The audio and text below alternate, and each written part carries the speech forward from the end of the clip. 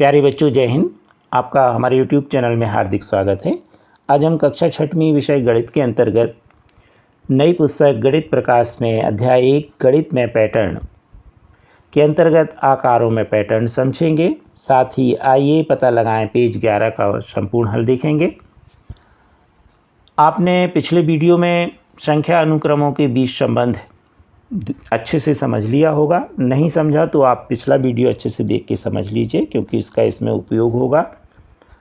और हमारे वीडियो को लाइक शेयर अवश्य कीजिए और चैनल सब्सक्राइब नहीं किया तो कर लीजिए। आकारों में पैटर्न, तो अभी आपने पैटर्न से नंबर पढ़ा। अब हम पैटर्न से आकार या शेप के बारे में अध्ययन करेंगे। गणित में पाए जाने वाले अन्य महत्वपूर्ण और बुनियादी पैटर्न आकारों के पैटर्न हैं। ये आकार 1, 2 या 3 विमाओं में या यहाँ तक कि इससे अधिक विमाओं में हो सकते हैं। तो ये जितने भी आकार हैं, आकृतियाँ हैं, ये एक विमीय, द्विविमीय या त्रिविमीय या इससे अधिक विमाओं में हो सकते हैं, जिन्हें हम शॉर्ट में 1D, 2D और 3D के नाम से कहते हैं। गणित की वह शाखा जिसमें आकारों में पैटर्न का अध्ययन किया जाता है ज्यामिति कहलाती है।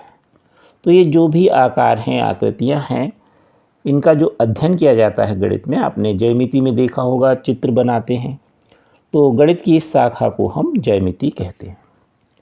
आकार अनुक्रम एक महत्वपूर्ण प्रकार के आकार पैटर्न हैं जिनका गणितज्ञ अध्ययन करते हैं, और इस प्रकार के आकारों में पैटर्न पर गणितज्ञ खोज करते रहते हैं और नई नई खोजें करके और वो आकारों में पैटर्न बताते हैं। सारणी 3 में कुछ मुख्य आकार के अनुक्रमों को दर्शाती है जिनका गणित में अध्ययन किया जाता है। सारणी 3 में आकार अनुक्रम के कुछ उदाहरण दिए गए हैं, जैसे समबाहुभुज, संपूर्ण आलेख, ढेरित वर्ग, ढेरित त्रिभुज और कोच हिमखंड। अब इसी पर आधारित हम आइए पता लगाएं पेज 11 के प्रश्नों के हल देखेंगे। इसमें पहला प्रश्न है, क्या आप सारणी 3 के प्रत्येक अनुक्रम में पैटर्न की पहचान कर सकते हैं? सारणी 3 में आकार अनुक्रम के अंतर्गत पहला दिया है समबाहुभुज। अब समबाहुभुज की हम परिभाषा समझ लें कि समबाहुभुज वह बहुभुज होता है जिसकी सभी भुजाएं और सभी कोण समान होते हैं, अर्थात एक से होते हैं। जैसे यहाँ त्रिभुज है, इसकी तीनों भुजाएं बराबर और तीनों कोण बराबर हैं, जिसे हम समबाहु त्रिभुज कहते हैं। इसी तरह यहाँ चतुर्भुज है, सभी भुजाएं बराबर हैं और सभी कोण बराबर हैं, इसे हम वर्ग कहते हैं। यहाँ पंचभुज, षड्भुज, सप्तभुज, अष्टभुज, नवभुज और 10 भुज के चित्र दिए हुए हैं। अगर हम 10 भुज के आगे का चित्र बनाएंगे तो इसे हम एकादश भुज या हेंडेकाउन कहते हैं। अब यहाँ पर हम देखें पैटर्न, तो आप ध्यान से देखिए, यहाँ पर प्रत्येक बार भुजाओं की संख्या 1 बढ़ रही है, जिससे एक अतिरिक्त बहुभुज वाला बहुभुज बनता जा रहा है।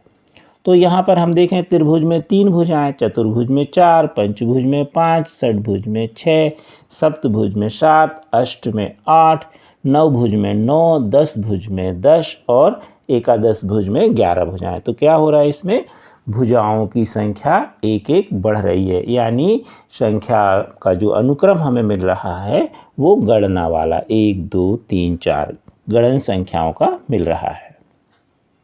दूसरा आकार अनुक्रम है संपूर्ण आलेख। तो यहाँ पर K2, K3, K4, K5, K6, K2 यानी 2 बिंदुओं को मिलाने से एक सरल रेखा मिली हमें।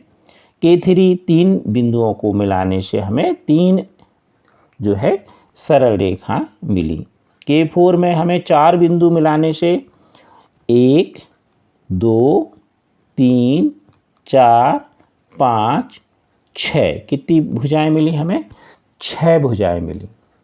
इसी तरह K5 में मिलाएंगे हम तो 1, 2, 3, 4, 5, 6, 7, 8, 9, 10 कितनी भुजाएं मिली? 10। तो K5 में मिली 10। इसी तरह हम K6 में मिलाएंगे तो मिलेंगी 15। तो हमें कितनी मिली? 1, 3, 6, 10 और 15 भुजाएं मिली। यानी भुजाओं की संख्या जो है वह बढ़ रही है।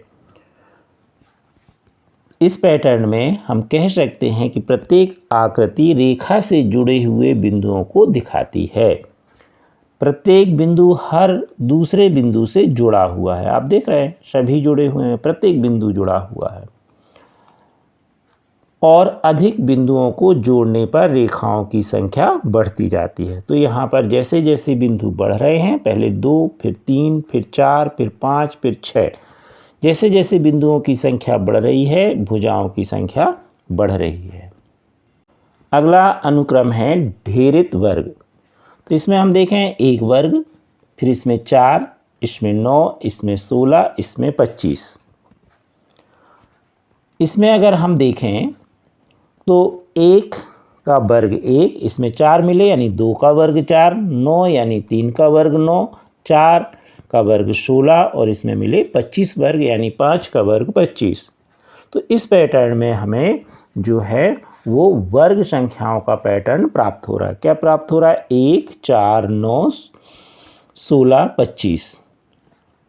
पैटर्न होगा अनुक्रम में प्रत्येक आकृति बिंदुओं की अधिक पंक्तियों और स्तंभों को जोड़कर बनती है। इसमें 1 पंक्ति 1 स्तंभ, इसमें 2 पंक्ति और 2 स्तंभ, खड़े वाले को स्तंभ बोलते हैं। इसमें 3 पंक्ति 1, 2, 3 और खड़े कितने? 1, 2, 3, 3 पंक्ति 3 स्तंभ। अधिक बिंदुओं के साथ वर्ग बड़ा होता जाता है। एक बिंदु से शुरू होकर फिर 2 गुणे 2 वर्ग में 4 बिंदु हो जाते हैं, फिर इसी तरह 3 गुणे 3 यानी 9 बिंदु होते हैं और इसी तरह यह अनुक्रम आगे बढ़ता जाता है। तो यह पैटर्न होगा। अगला अनुक्रम है ढेरित त्रिभुज। तो इसमें जैसे आपने पिछला अनुक्रम देखा था उसमें वर्ग बने थे, इसमें त्रिभुज, इसमें 1 त्रिभुज, इसमें 4, इसमें 9, इसमें 16 और इसमें 25 त्रिभुज। तो ये भी वास्तव में क्या हो गया? वर्ग संख्या का अनुक्रम हमें प्राप्त हो रहा है। अब इसमें अगर हम गिने तो 1 त्रिभुज, 2, 3, 4, इसी तरह हम इसमें गिन सकते 1, 2, 3, 4, 5, 6, 7, 8, 9। तो इस प्रकार हम त्रिभुजों की संख्या गिन सकते हैं। अब देखें पैटर्न क्या हमें प्राप्त हुआ। तो अनुक्रम में प्रत्येक आकृति त्रिभुज बनाने के लिए बिंदुओं की एक नई पंक्ति जोड़ी जाती है। देखो इसमें ये एक पंक्ति हुई और इसके बाद एक और ये बना दी गई। इसी तरह इसमें 3 पंक्ति 1, 2, 3, इसमें 2 पंक्ति हो गई 1, 2, इसमें 4 पंक्ति हो जाएंगी 1, 2, 3, 4। तो इस प्रकार क्या हो रहा है? एक नई पंक्ति जोड़ी जा रही है और अनुक्रम में नीचे जाने पर बिंदुओं की संख्या बढ़ती जा रही है। ऊपर से नीचे जाने पर हमें बिंदुओं की संख्या बढ़ती हुई दिख रही है। एक बिंदु से शुरू होकर फिर 3 बिंदु और फिर 6 बिंदु इसी तरह हमें प्राप्त हो रहे हैं। अगला अनुक्रम है कोच हिमकर्ण। इसमें जो पहली आकृति बनी है इसमें 3 भुजाएं हैं, 1, 2, 3। दूसरी आकृति में 12 भुजाएं हैं, 1, 2, 3, 4, 5, 6, 7, 8, 9, 10, 11 और ये हो गई 12। इसी तरह अगली आकृति में 48। इस प्रकार भुजाओं की संख्या चौगुनी बढ़ती जा रही है। 3 में 4 का गुणा किया 12, 12 में 4 का गुणा किया 48 और 48 में 4 का गुणा करेंगे तो अगली आकृति में 192 और अगली आकृति में हम 192 में 4 का गुणा करेंगे तो हमें अगली आकृति की भुजाओं की संख्या मिल जाएगी। इस प्रकार पैटर्न हुआ, भुजाओं की संख्या 4 गुना होती जाती है। अब इसका दूसरा प्रश्न है, सारणी 3 के प्रत्येक अनुक्रम को अपनी नोटबुक में पुनः बनाने का प्रयास करें। क्या आप प्रत्येक अनुक्रम में अगले आकार को खींच सकते हैं? क्यों और क्यों नहीं? प्रत्येक अनुक्रम के बाद अपने शब्दों में उस नियम के पैटर्न की व्याख्या कीजिए जिसके अनुसार उस अनुक्रम को आपने पहचाना। तो यहाँ पर अब जो पहला प्रश्न है उसमें हमने अनुक्रम की व्याख्या कर दी है ये किस पैटर्न के अनुसार हमें प्राप्त हुआ। अब उसका हम अगला चित्र देखेंगे। पैटर्न में सबसे पहले समबाहुभुज में बनेगा एकादश भुज का, दूसरे में कुछ इस तरह से चित्र बनेगा K7 के लिए। संपूर्ण आलेख में ढेरित वर्ग में आपका अगला चित्र कुछ इस तरह से बनेगा। इसमें आपने देखा था 1 2 3 4 5 पंक्ति थी, इसमें 6 पंक्ति हो जाएंगी। इसी तरह यहाँ ढेरित त्रिभुज में भी पंक्तियों की संख्या पहले जो कितनी थी 1 2 3 4 और 5, अब इसमें कितनी हो जाएंगी 6। इसी तरह कोच हिमकर्ण का चित्र कुछ इस तरह से बनेगा।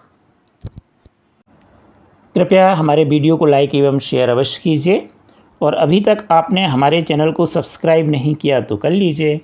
Thank you.